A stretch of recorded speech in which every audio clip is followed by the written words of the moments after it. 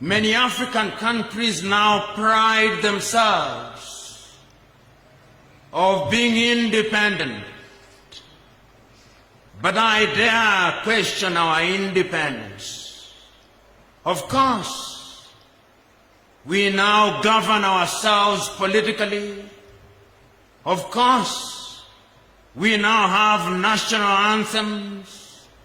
Of course, we now have our defense forces. Of course, we now have things that define who we are.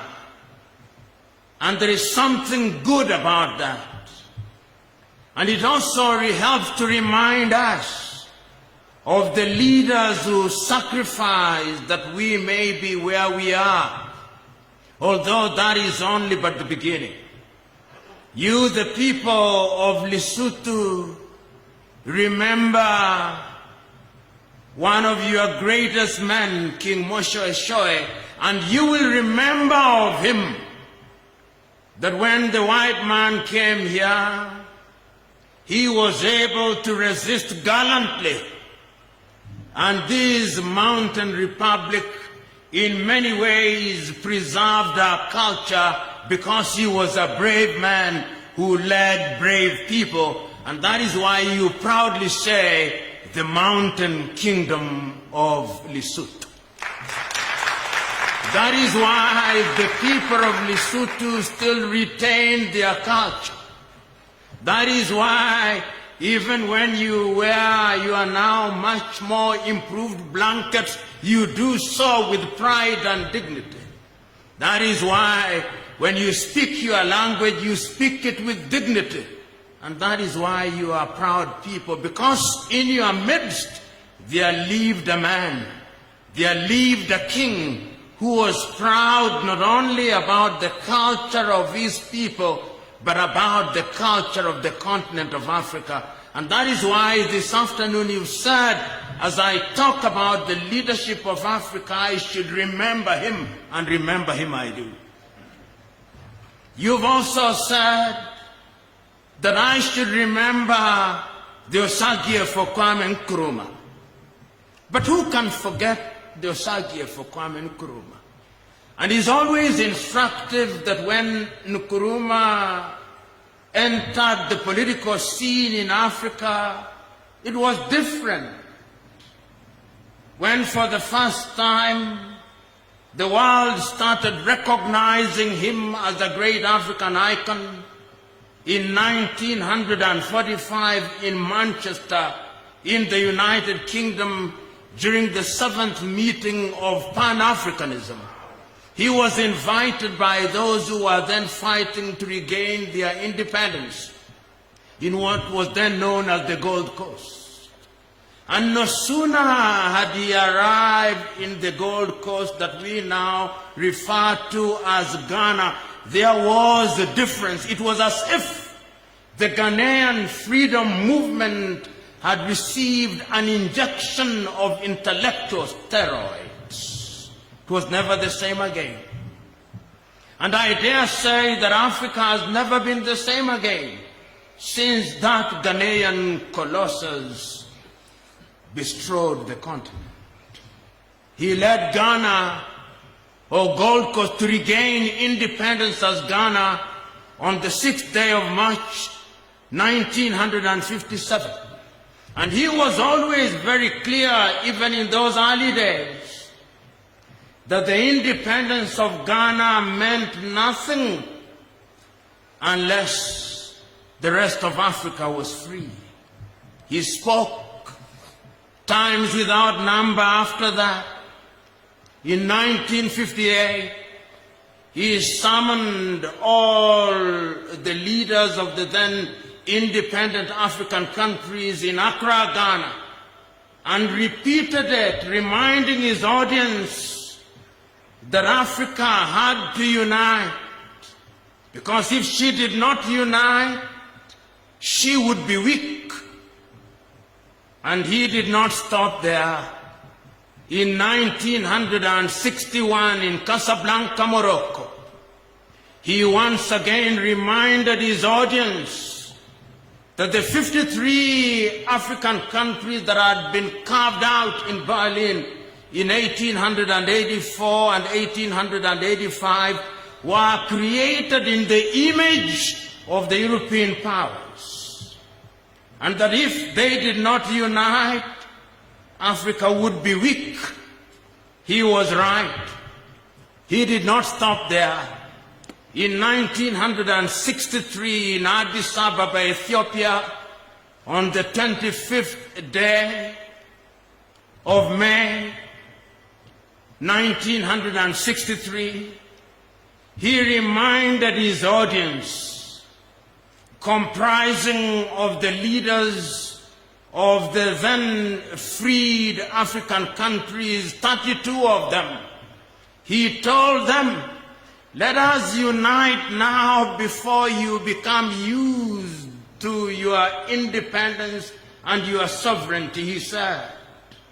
Let us leave here, he said, having appointed a committee of foreign ministers to come up with a program to create one common market in Africa, to create one currency in Africa, to create one defense force in Africa, to ensure that all Africa has one passport.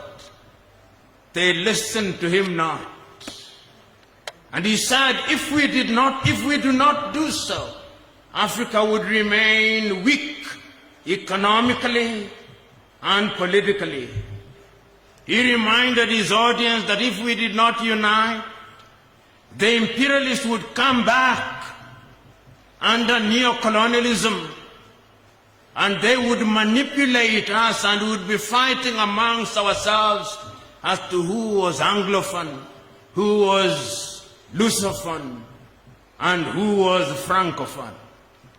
And he reminded his audience that we who are talking about unity, we would be eliminated through manufactured coup d'etats and civil wars, as if he was a prophet. In 1966, he was eliminated via coup d'etat when he was on a peace mission in Hanoi, in Vietnam. And it is instructive that between 1966 and 1972, all the speeches and the books and everything relating to Kwame Nkrumah was banned in Ghana. That is how he was disgraced until 1972, when Ignatius Kutu Acheampong became the president. That is when the process of the rehabilitation of the Osagie for Kwame Nkrumah commenced in earnest. Today, when we talk about leadership and African unity, you think of no other name other than the Osagie for Kwame Nkrumah. Sometimes, when I talk about African unity, and I talk about it often, there are those who say, like they said of those great Africans before, that we are intellectually lazy. That is why we are talking about African unity. We are lazy, and we think that unity will just come by our pronouncing abracadabra. No. We are not intellectually lazy. We know when we talk about unity, we are not talking about the unity of the graveyard. No. We are talking about unity in diversity. We are talking about the unity that will enable Africans to travel across the continent, so that when I come here into the kingdom of Lesotho, you don't have to ask me for a passport. I look forward to that day. I look forward to the day when I come here, I do not have to grapple with a different telephone code. There are 53 telephone codes in Africa. Lesotho is 266. Saddens me. If only we could have one like the United States of America, it would be much better.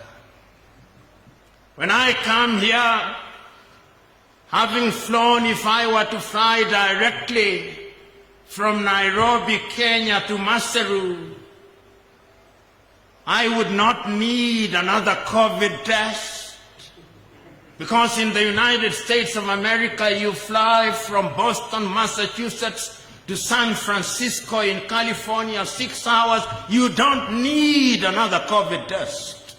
But when I do so in Africa, I need another COVID test.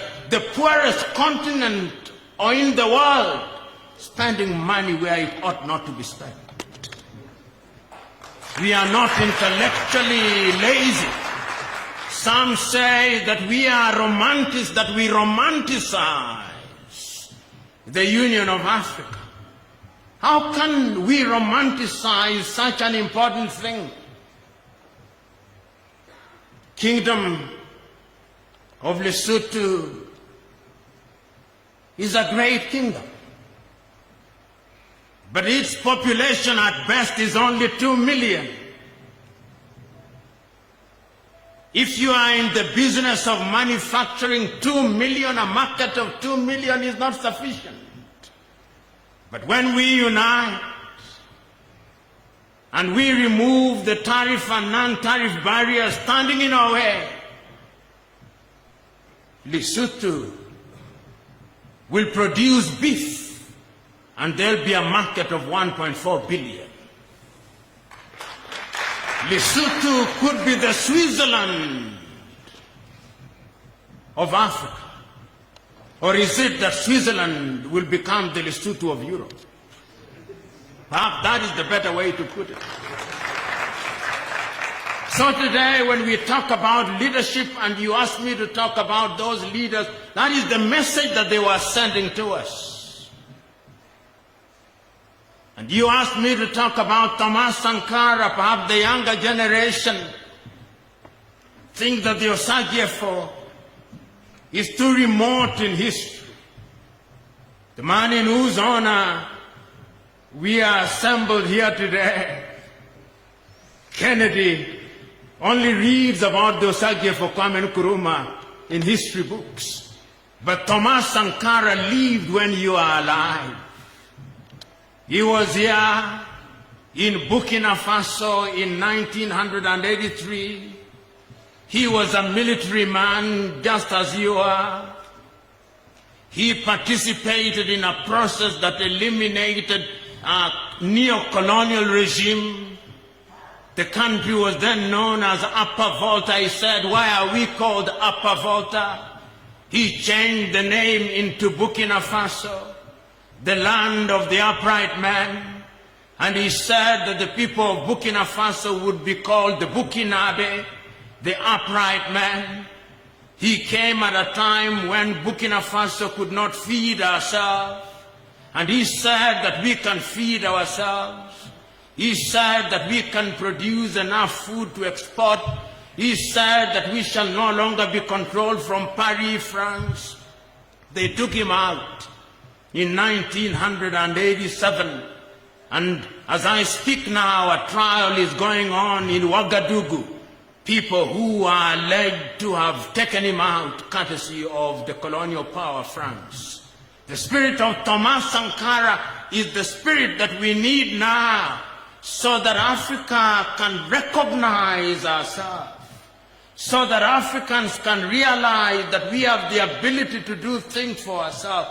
How I feel that if Thomas Sankara was here, perhaps working jointly with others, this continent would now have a vaccine of our own.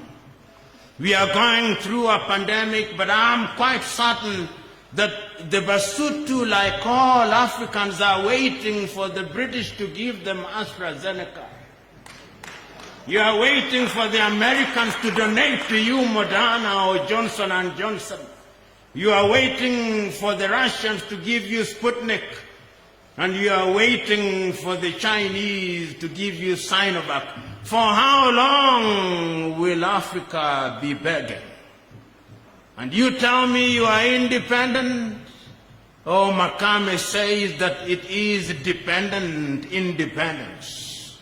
And when you are independent and you are dependent, I'll not answer the question, just tell me, are you independent? That is what Thomas Sankara was talking about. Then you asked me about Muammar al-Gaddafi. Like all great men, he made mistakes, and as Julius Kambarage Nyerere of Tanzania used to say, great men make great mistakes. Because when you dare to do great things, sometimes you make great mistakes, but there is a sense in which he also had beautiful ideas. I remember him saying, for how long shall Africa depend on the currency of others? You know, when you travel across Africa, and you have the things that you and me have in our pockets here in Lesotho, you have maloti. When you cross the border, you meet the rand. When you cross the border and you go to Botswana, you meet the pula. When you go to Angola, you meet the kwanza. When you go to Malawi, you meet the kwacha. When you go to Zambia, you meet the kwacha. You go to Tanzania, you meet the shilling. You go to Kenya, you meet the shilling. You go to Rwanda, you meet the franc. You go to Burundi, you meet the franc. You go to Ethiopia, you meet a totally different currency. And you go to Mozambique, you meet the metical. And all of our currencies, the 33 of them, are useless pieces of paper. They are useless because, as evidence shows, 80% of all transactions undertaken in Africa are terminated in the dollar. Gaddafi was saying, no, the time has come that Africans must have their own currency, backed by African gold. That is what Africa must be thinking about when we talk about African unity. That is what we are thinking about, and that is what we are talking about. And you asked me to remember a man with whom I had a long conversation about Africa, John Joseph Kwame Magufuli. You know, when John Joseph Pombe Magufuli came into Tanzania, he came in for a short time, but he demonstrated to the world that it can be done with the resources of Tanzania. And I think the man who put it best was Lazarus McCarthy Chakwera, the president of Malawi, on the occasion of the oration that he gave for 8 minutes during the funeral of John Joseph Pombe Magufuli. I'll not repeat the oration, but he said in effect that the world did not know that there existed a John Joseph Pombe Magufuli who could demonstrate to the world that you can build a dam without borrowing a cent. That you could do things in your country by using the resources of your own country. That you could re-inject a people with an enthusiasm that gives them self-esteem they did not know until John Joseph Pombe Magufuli came. But he is with our Lord now. What we can do now, when we remember those 5 leaders and many more, because Africa has had other great leaders in the political arena, you can mention the man who was mentioned a little earlier here, from Mali, Modibo Keita. And you'll remember that it is Modibo and Sekou Touré of Guinea and, of course, Kwame Nkrumah of Ghana who started to create something that would have led to African unity. And it's not only Modibo that was great. Amilcar Cabral in Guinea-Bissau was also a great man, as was Julius Nyerere and many others, Ahmed Ben Bella, the old ones will remember. But What lessons do we learn here now? Today, you and me recognize how weak Africa is.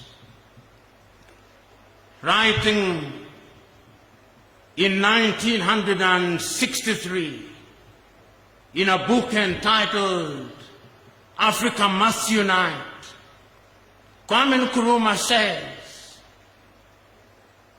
Africa may be in a position to free herself politically. She may even be in a position to free herself economically. But my fear is the psychosocial impact of colonization. The European has succeeded in demonstrating and in telling the African that he is inferior. And somehow the Africa still believes that he is inferior. He said that that will take a little longer to eliminate. The European has made the African hate what is African and love what is European. And today, when I look at Africa, even in the most mundane of things, it pains me that the Osagyefo was right. Because the battle is the battle of the minds. We of the old generation, and I believe it is also true here in Lesotho, when you have gone to school and you are in the middle class, you don't want your children to speak your mother tongue. You want them to speak English. When they speak Sesotho, you warn them. That is not good. We love the things that the colonialists taught us. If you go to the former French colonies, they want them to speak French. If you go to the former Portuguese colonies, you want them to speak Portuguese. And we do not stop there. When we go into the restaurants, the food that we order and love is English, French, complete by describing potato chips as French fries, even when they are grown here in Lesotho. And even our youngsters, the things that they love, if it is football, they don't love your football. Young men are busy on a daily basis watching English football. Manchester United, Arsenal, Chelsea. And if they move away from England, they go to Paris Saint-Germain. If they move a little, they go to Spain, Real Madrid, Barcelona. And if they move away, they go to Italy, Roma. Oh, Africa. You'll never hear a young football enthusiast in Lesotho talking about Kaiser Chiefs, or Orlando Pirates, or Mufulira Wanderers, or St. George's in Ethiopia. Our minds are captured. And that is why those leaders that you are talking about are relevant today. Because until the day that we liberate our minds, we will remain weak. So what is the message today? The message today is, as has been told, it was said very early on, the good brigadier told us that when the hunters write the stories, it is the exploit of the hunters that is spoken about, not the glory of the animals. The young lady who was the program director told us And we remember this. That is not the glory of the lion that is talked about, but the glory of the hunter. In my analogy, we Africans have been the lion for too long. The time is now that we begin writing our stories. And that is why, Kennedy, you are doing a great thing. You are now telling us stories as told by a person who is from Lesotho or Basotho, telling your own story. You are not allowing some European historian, some European anthropologist to come and tell you what to write. You are writing it from the depths and the inner sanctums of your mind and your heart. It is only in that way that Africa will be liberated. So, ladies and gentlemen, when today we are assembled here primarily for the purpose of launching a book, it is also incumbent upon us to go back and think of our leaders not simply as people whose ideas are fossilized in time, but as people whose ideas can be activated for a general benefit. So what do I see when I look at Africa today, standing on the shoulders of those great leaders of old?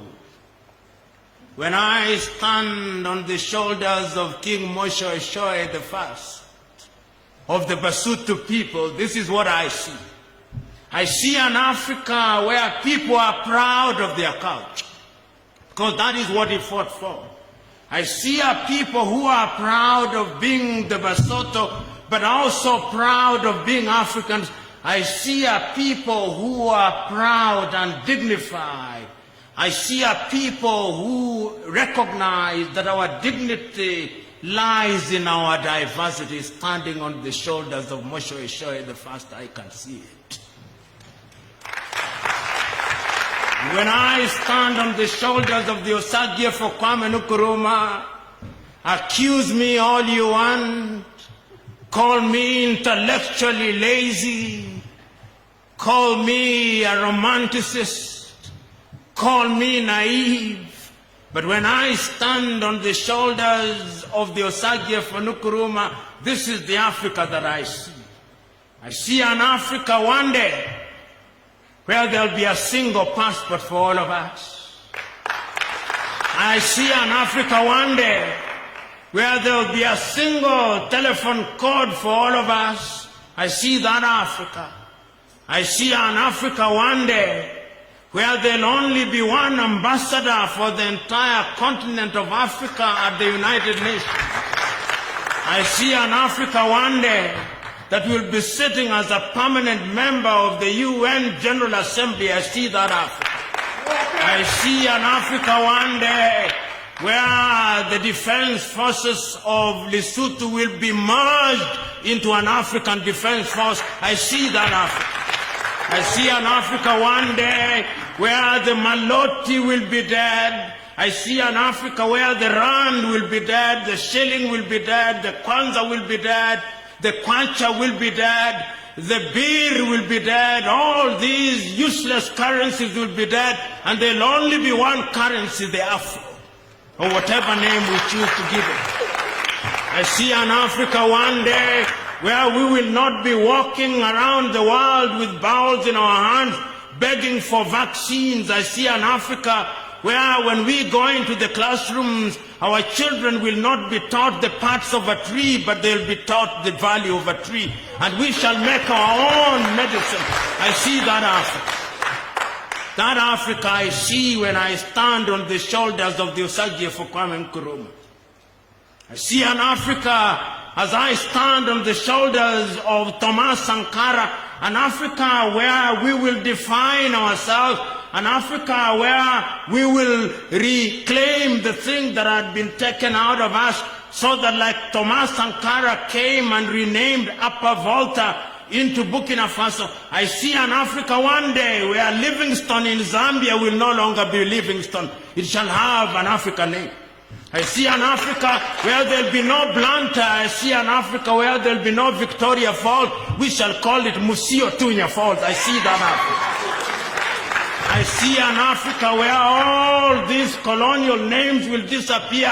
I see an Africa where my children and children's children will no longer bear the name of Patrick, which I have no relation to, but will have an Africa name. I see that Africa. And when I stand on the shoulders of Muammar al-Gaddafi, I see an Africa where we will have unity in diversity, where the color of our skin will not be the determinant factor, but our fidelity to the continent of Africa. I see that Africa. And when I stand on the shoulders of John Joseph Pombe Magufuli, I see an Africa that will utilize our own resources so that when she is dealing with the Chinese, when she's dealing with the Europeans and the Americans and the Indians, she will be dealing with them on the basis of equality. An Africa that will sit at the dinner table of civilization, not under the table where she is eating crumbs. I look at that Africa and I see it when I stand on the shoulders of John Joseph Pombe Magufuli. And I could stand on many other shoulders. I could stand on the shoulder of Patrice Emery Lumumba and say that I'll see an Africa where history is written by us in the same manner that Kennedy Selassie has now written here today, and we are celebrating. I can also stand on the shoulders of Mwalimu Kambarage Nyerere and on the shoulders of Samora Moises Machel and say with Samora, a luta continua, victoria esse. Ladies and gentlemen, when I stand on the shoulders of these great men, I see great things. And as my good sister, Madam Moshoeshoe said, I have no nightmare, I have big dreams. And I will not allow nightmares to stand in my sight. I only know that those dreams will become realities. But the last time I checked, when you dream, you must wake up. Otherwise, you cannot fulfill those dreams. So the good old general, we will not continue in our slumber. We are dreaming, we are waking up, and Africa shall be great. And today I'm happy because we are celebrating a young man born only in 1991, a young man who has gone to school and read mathematics and computer science, a young man who has chosen to rise through the ranks. He's a private, he's an airman, a young man who is winning accolades, a young man who has founded a foundation, a young man who is telling other young men and women it can be done, it must be done, because it is our duty to do it. So, ladies and gentlemen, it is a joyous occasion here today as we celebrate Africa and as we imagine an Africa that will come, and it shall come. Those who are doubting us will be disappointed, and it is our duty to disappoint them. If it does not come during our lifetime, it shall come during the lifetime of our children, and if it does not come during the lifetime of our children, it shall do so during the lifetime of our grandchildren, and if it does not come during their lifetime, it shall come regardless. God bless.